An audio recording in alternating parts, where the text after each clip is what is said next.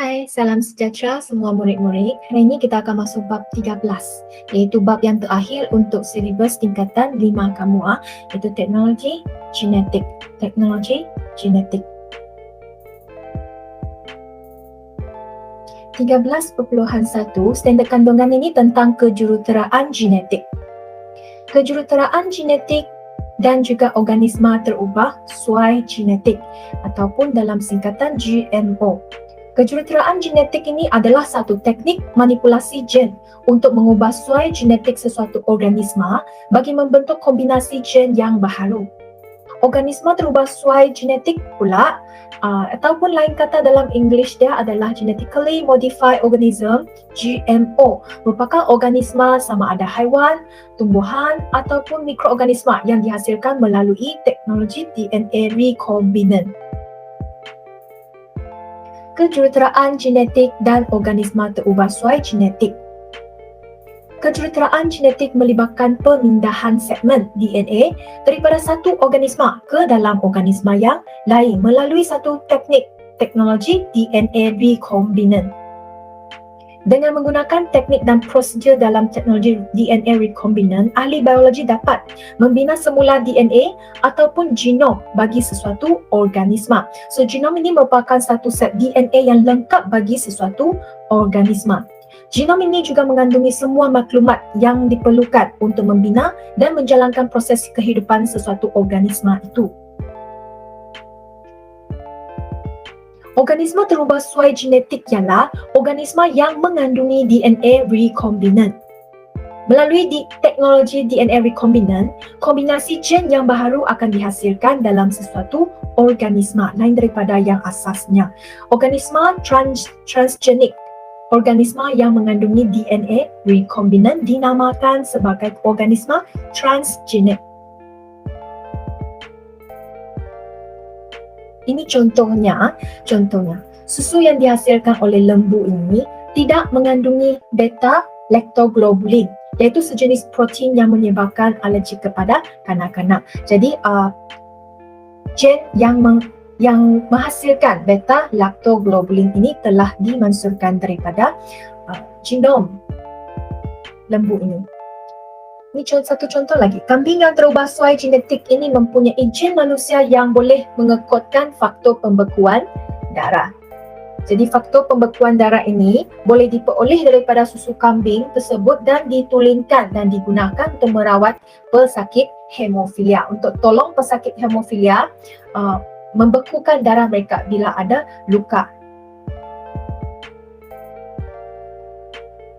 Teknologi DNA recombinant berjaya juga menghasilkan banyak tanaman serta ternakan yang mempunyai ciri-ciri yang kita ingini. Makanan yang terubah suai genetik, GMF, mempunyai DNA daripada sespesies tumbuhan atau haiwan yang lain. Pengambilan GMF oleh manusia berkemungkinan dapat membawa pelbagai implikasi yang masih belum kita ketahui terhadap kesihatan manusia. Ciri-ciri makanan terubah suai genetik iaitu makanan yang terubah suai genetik ini mempunyai rintangan yang kuat terhadap herbicide, rentan terhadap penyakit, dan kegunaan mereka luas dalam bidang perubatan. Dapat toleransi terhadap logam berat dan rintangan terhadap serangga perosak.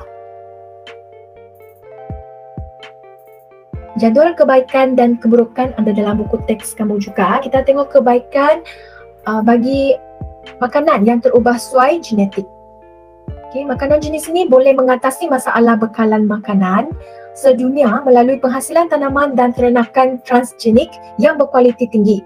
Dan kos penghasilan makanan ini menjadi lebih rendah, dapat meningkatkan kandungan nutrisi tanaman dan mengurangkan masalah serangga dalam penanaman tumbuhan. Ia dapat mengurangkan penggunaan pestisida. Kita tidak perlu banyak menggunakan pestisida sebab dia ada ketahanan terhadap pestisida. Hasil yang banyak menyebabkan harga makanan lebih murah dan mudah didapati. Keburukannya ialah spesies semula jadi akan terancam. Terdapat kemungkinan kecil untuk gen yang dimasukkan ke dalam GNF dipindahkan kepada manusia. Contohnya, gen rintang antibiotik. Kesihatan manusia mungkin juga terjejas dan kandungan genetik manusia mungkin terjejas juga. Ini contohnya, gen daripada bakteria Bacillus thuringiensis dimasukkan ke dalam gen jagung untuk mempertingkatkan kerintangan jagung terhadap serangan serangga rosa. Tapi jenis makanan ini ada risikonya jugalah sebab jenis bakteria ini merupakan sejenis bakteria tanah yang secara semula jadinya mempunyai bahan asas dalam menghasilkan racun serangga perosak. Jadi bila saintis suntikan gen bakteria ini ke dalam tanaman, ia boleh menghasilkan tanaman yang mampu membunuh serangga perosak. Tetapi toksik yang dihasilkan itu, dia dalam bentuk aktif yang boleh membunuh serangga lain juga. Bukan saja serangga perosak tapi serangga yang berfaedah seperti rama-rama, lebah dan dipercayai boleh membawa impak negatif jugalah kepada manusia bila kita tengok keadaan yang begitu. Okay. Jadi ini contoh yang kedua iaitu super salmon. Okay, merupakan ikan yang terubah suai genetik yang telah diluluskan oleh Food and Drugs Administration sebagai selamat untuk dimakan di Amerika Syarikat dan juga Kanada. Gen hormon pertumbuhan daripada ikan salmon Chinook dimasukkan ke dalam genom ikan salmon Atlantik. Ini membolehkan ikan salmon Atlantik ni membesar dengan lebih cepat, iaitu menjadi super salmon. Nama dia dapat dihasilkan sepanjang tahun juga. Jadi bekalan adalah sangat cukup untuk keperluan sedunia. Ini contoh yang ketiga, ubi kentang merupakan tanaman yang sangat penting terutamanya bagi penduduk di kawasan beriklim sejuk. Okay, lebih kurang macam makanan utama, sumber karbohidrat mereka yang utama. Sebab di tempat mereka beriklim sejuk, maka susah mau dapat padi dan sebagainya. Ubi kentang sangat sensitif terhadap suhu yang rendah dan juga kejadian frost. Gen yang ini kejadian frost dalam rajah kejadian frost. Gen yang menyebabkan toleransi terhadap keadaan beku daripada tumbuhan Arabidopsis spesies telah dimasukkan ke dalam genom ubi kentang. Jadi genom ubi kentang itu terubah. Ini membolehkan ubi kentang itu tumbuh dengan baik di kawasan beriklim sejuk juga dan elakkan kejadian frost. Ini contoh lagi insulin. Insulin. Hormon insulin memainkan peranan penting seperti yang kita tahu. Insulin penting untuk mengawal aras gula dalam darah. Dulu insulin diekstrak daripada pankreas lembu ataupun babi untuk merawat pesakit diabetes mellitus. Kini, insulin boleh diperoleh daripada teknik kejuruteraan genetik dan boleh dihasilkan secara komersial untuk kegunaan pesakit kencing manis diabetes mellitus. Jadi selain insulin, vaksin hepatitis B, faktor pembekuan darah dan hormon pertumbuhan juga berjaya dihasilkan secara kejuruteraan genetik. Okay, mari kita tengok secara teliti apa yang dikatakan kejuruteraan genetik. DNA recombinant. So kita tengok dari sini Cikgu ambil dulu laser. So tengok step pertama. Apa yang saintis buat? Serpihan DNA manusia yang mengandungi gen insulin. Mengandungi gen insulin. Maksudnya gen ini boleh menghasilkan insulin akan dipotong menggunakan enzim pembatasan. Enzim pembatasan dia seolah-olahnya macam gunting yang boleh tolong kita dapatkan segmen gen yang diingini.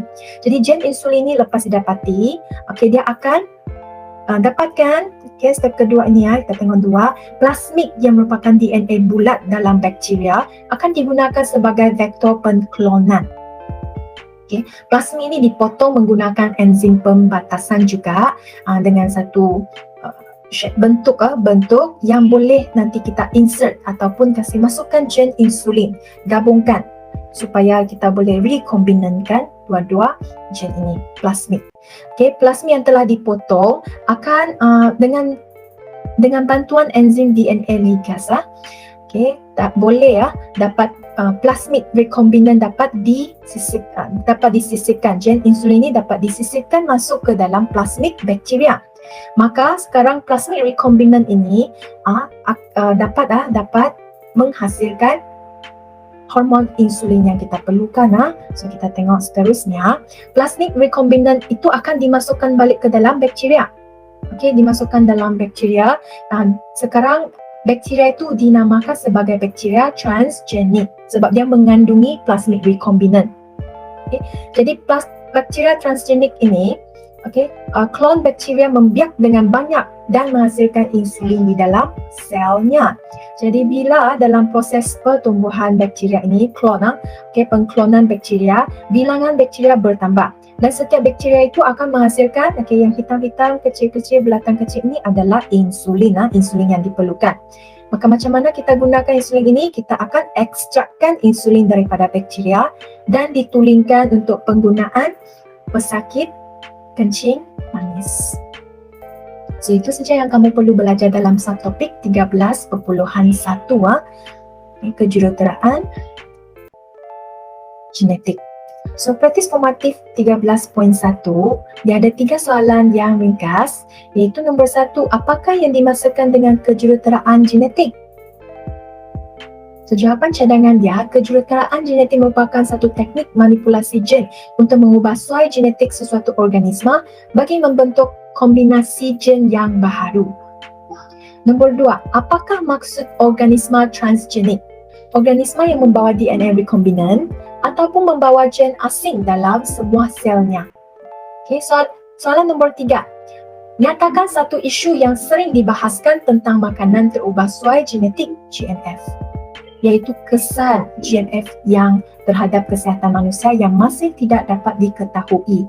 Jadi ini merupakan satu isu yang sering dibahaskan tentang pengambilan makanan terubah suai genetik ini. So itu saja untuk PDPR hari ini. Sekian, terima kasih.